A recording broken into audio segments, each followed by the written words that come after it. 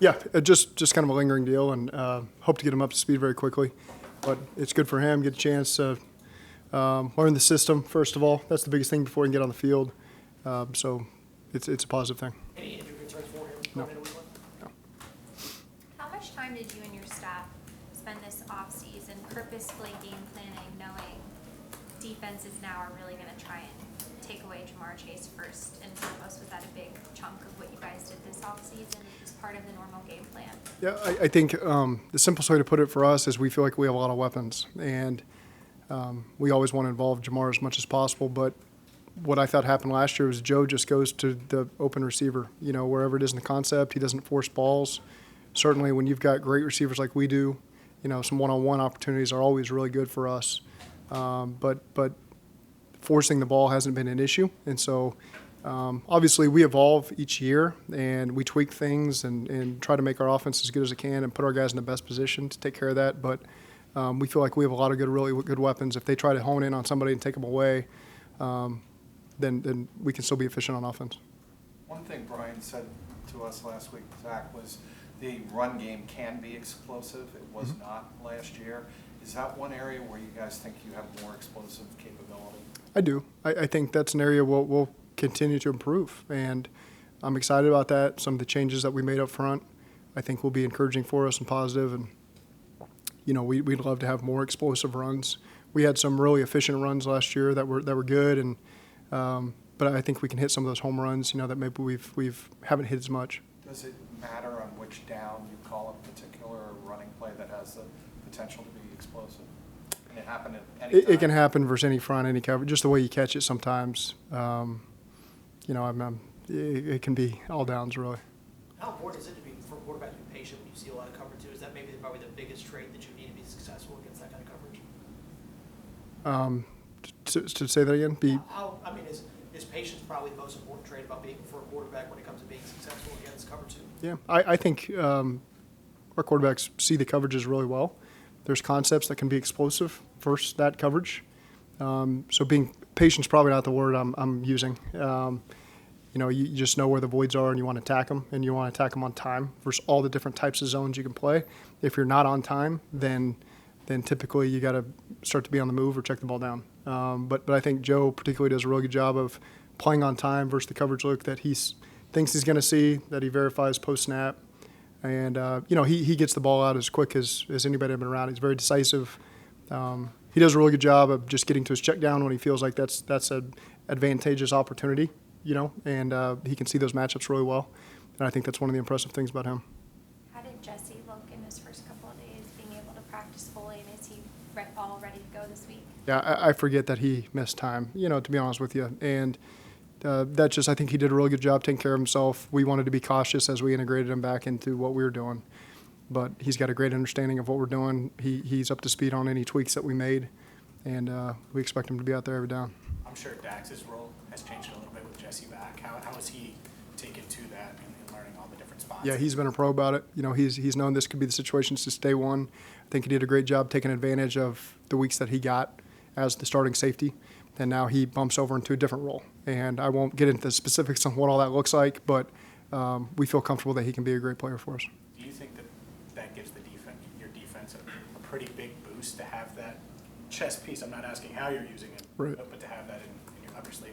I think that we have a lot of depth on defense to where we have not only Dax, but several guys that can come in and give some variations to different looks that we have. And that's a positive, that we have a lot of really good players that we trust. Dax is probably one of the few that hasn't been in the system for over a year. Several other guys have. And that's a good thing to have depth going into the season. With George Pickens, Pittsburgh has a rookie receiver, kind of a similar position to what you were in 2020 and 2021. What did you learn from Jamar and T getting a rookie ready to play week one and overcoming that challenge? That they can be big-time playmakers week one, and so you got to be ready for them. And I can't speak to how he's come along. He was a tremendous player in college that we thought highly of. And, I know that he had a really good preseason, and so we got to be ready for him. Teams don't tackle a lot in training camp anymore, and your starters didn't play in the preseason games. Do you worry at all about tackling early in the season? We work it every way we can without actually taking people to the ground necessarily. I think our guys are professional. They've really attacked those drills the right way. They do their circuit. Nothing can simulate real life hitting the guys that they have. But, these guys have played a lot of football. They know how to prepare themselves in training camp and be ready for week one, and I'm confident they'll be able to do that. You remember last year's opener? Was it not glaring, but something noticeable that maybe the tackling wasn't where it should be? I thought our defense started really strong last year. If we hadn't gone for it on 4th and 1 on our own 30, we might have, had a bigger win than we did. But that's just the way it went. Well, you probably don't do that if you don't think your defense is very good, though, correct? Sure. There's a lot of confidence in our team. Last year, there's a lot of confidence in our team this year. And, I think our guys will hit the ground running week one. Zach, this is a team who made the Super Bowl last year. Obviously, I can tell you that. But you guys have added so Last much. year? You've added so much. It's a different group. Do you think this team has the potential to be better than what you were last year? That's not something we're really getting into. We just we know the work that we needed to put in training camp to prepare ourselves for the first week. And really, I'm not sitting here looking beyond that because we know how big Pittsburgh is week one at home and how big a divisional game is, period. It's important to open up with great energy in front of your fans and start the season 1-0. And so that's all that we need to be focused on right now is being the best team we can be to beat Pittsburgh in week one. And then we'll take care of the weeks after that. But I don't want to focus on this team compared to last year. I know that these guys have put in a lot of work. They're confident. We're confident in them. And we want them to go able to play fast and freely in week one and just let them go play ball. There was a time when Steelers week felt really different around here because it almost felt like validation for the Bengals if they were to beat the Steelers. You guys have won 3 in a row against them. Does it have the same feeling now? Does it feel different now that you guys are defending AFC World champions? I think every game in this division has that feeling to it. There's not added importance because they're all important, but there is. Your easiest path to playoffs is to be dominant in your division. And so it starts week one against a divisional team at home. You got to take advantage of those opportunities. You feel it from our fans, certainly. There's a relationship there that I won't get into that you feel when you're walking through the community 365 days of the year. But for our guys, they're just focused on whoever walks out of that tunnel ready to go, and I'm excited to watch them play. How does the atmosphere feel different inside the team this year going into week one as opposed to previous years? I thought last year you really felt good about it. And so there was no surprise that we did the things we did. This year, I felt like we had a really good training camp. We're healthy. Our guys are focused. They don't take anything for granted. They've put in the work. They're ready to go. And I'm excited to put in these next 3 days of work and then go get after it. How is week one different than the rest of the year? Getting ready for it. Yeah, there is an element of unknowns. Obviously, they have new players, new coaches, that they make tweaks to their scheme. That you take that for granted early on, that's going to happen, and that there's some things that you're going to have to be ready for to adjust that maybe you haven't seen on tape. And same with us, So it goes both ways. And what's important is you take good care of the football. You take the football off of them. You're disciplining when it comes to the penalties, so that you position yourself to be ready to make those adjustments when you need to. Does it help that it's a division rival, though, a team that you're pretty familiar with, and a head coach that you're kind of familiar with as well? There's a lot of familiarity back and forth from them to us and us to them. Obviously, it doesn't change the unknown elements of what might they do differently, how might they use their personnel a little bit differently.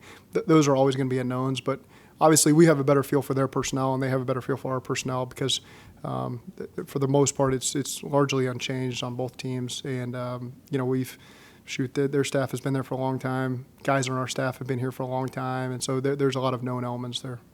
What's the most probably interesting thing you probably learned this offseason in general, like the game, in terms of maybe the way you approach things, the way you do things, or anything interesting that kind of came up while you were kind of reviewing and prepping for this year? It's more just making tweaks to our training camp, from the previous year. I felt like we had a good plan in place to get our guys ready for week one, so we didn't want to vary too much from that. It was the same, schedule from the league in terms of how many practice dates we got and when we started. So we tried to be as similar as we could to a year ago because we knew that put our players in a good shape in terms of physically, mentally, felt like they were in game condition, and so we followed a similar schedule this year. Aside from points scored, is there a metric that maybe we should look at as one that you feel like will be the sign of a really good and successful and healthy offense? Protecting the ball. Can you describe the importance of stopping the run on the success the defense had, especially in the playoffs last season? Anytime I think you can make a team one-dimensional or feel like they're one-dimensional, that's good. Your guys have that confidence that, we present a lot of different fronts and personnels that can be difficult, I think, looks for teams. And we've got really good rundown defenders, really good. and they take a lot of pride in that too. That I think is the biggest thing, is just how much these guys aren't about sacks and the numbers. These guys are about playing physical on first and second down, and then having fun on the get back on tracks and third downs when they put themselves in that position to be ahead of the chains there. And so it's exciting to see guys that take pride in being really good run stoppers.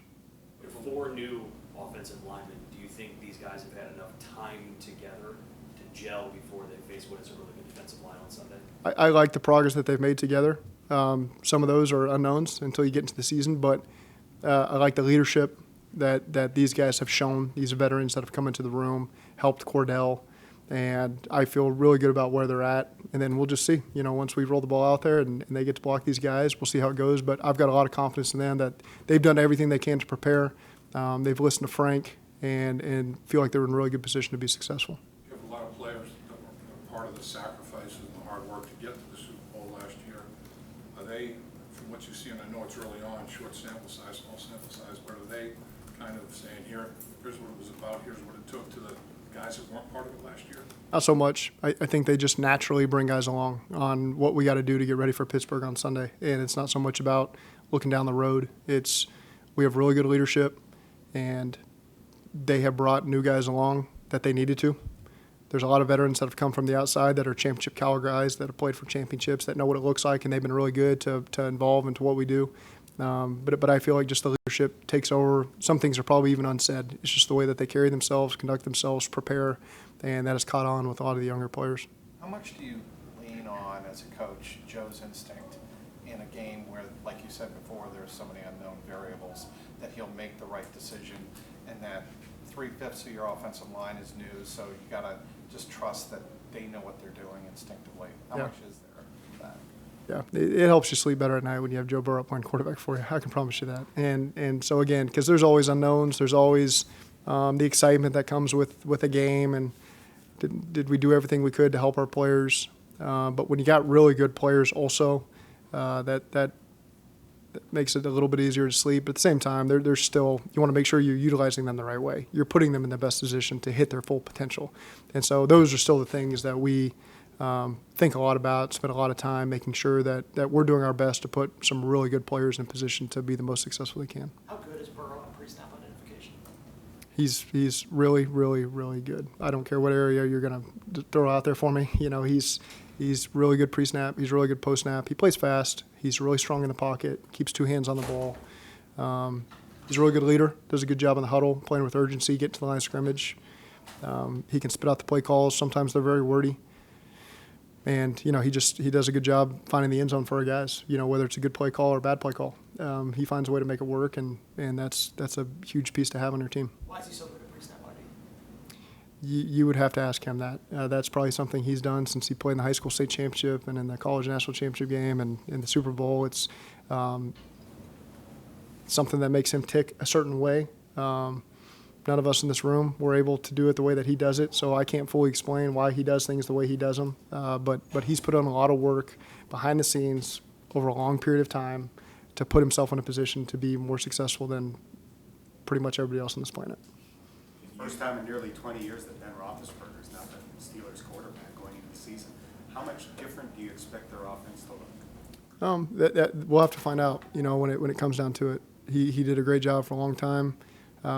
It is strange for you to say that, because I remember being in college when he was in college, and he was a little older than me, not by much.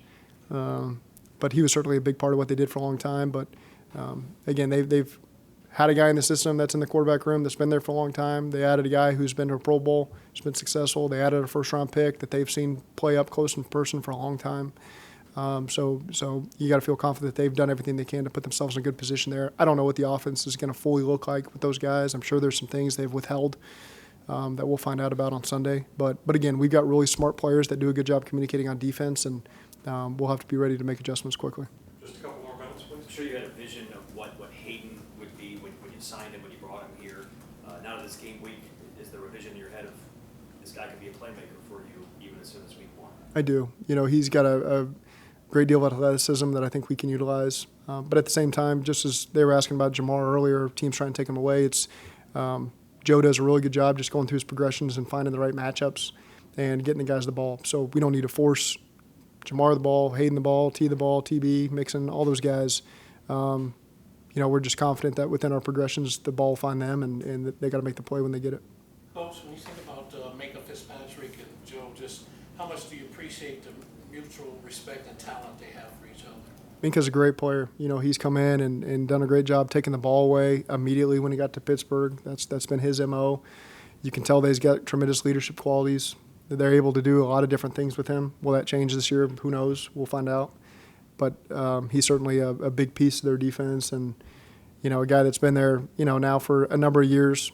They got a couple other guys that have been there a number of years. So really their key components of their defense have been there. They know what their culture is about on defense, and they've played at a high level and been a part of a lot of successful teams. And I'm sure that filters around to the rest of those guys that are a little bit newer. Can you tell us the results of the captain voting? I can, yeah. So can I? Am I good to do that? Yep. Okay. On offense, well, I didn't know if we were releasing it or anything. I didn't want to. You're being social, but that's okay. Yeah. On offense, there's 3 on offense, 3 on defense, 1 on special teams. So on special teams, it's Michael Thomas, the safety. On defense, it's Sam Hubbard, DJ Reader, and Von Bell. And on offense, it's Joe Burrow, Joe Mixon, and Ted Karras. Are those voted on by players and They are. coaches? Nope, players.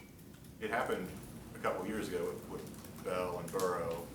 Roster wasn't quite the same. What does it say about a Super Bowl roster and a guy like Karras, first year here as a captain? Yeah, he's made a really strong impression on his teammates. He comes in and does all the extras, leads by example, leads vocally. Guys trust that he knows what to do to the utmost. I have a lot of confidence with him in here, just talking to him, seeing him every day and how he goes about his business. His dad's a tremendous coach. Maybe someday he'll be a tremendous coach. And so it's not surprising to see him voted by that, just based on what I've seen over the last 5 months or so. How much of those qualities did you know in advance before you signed him, and how much of that do you just have to wait and see once he gets in the building, which obviously he's shown?